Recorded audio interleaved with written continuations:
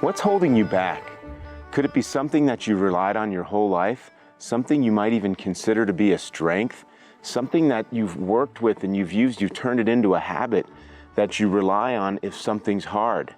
When I was younger, I would look at anger as a tool to keep me from dealing with something that is hard. So if somebody challenged me on something, I could express some anger and they would go away. And I did this over and over again, and it became a habit. It became something that I held on to, that I used if somebody was challenging me. Later on, I realized that that's actually holding me back. We call this shadow focus. And when we focus on these things that have gotten us to where we are today, sometimes those same things that we rely on are the things that are keeping us from realizing our potential. Now at work, these are things like maybe something like delegating.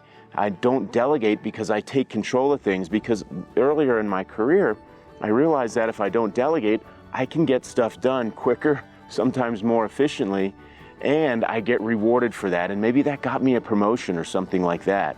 Is that something that's holding you back? Your fear of delegating? Sometimes, on the other hand, it's constantly praising people because you might have been seeking praise when you were younger, or doing everybody's job for them.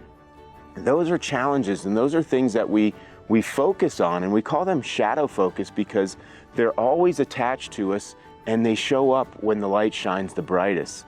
So when we focus on these shadow behaviors, it really keeps us from growing and realizing our potential as a human being.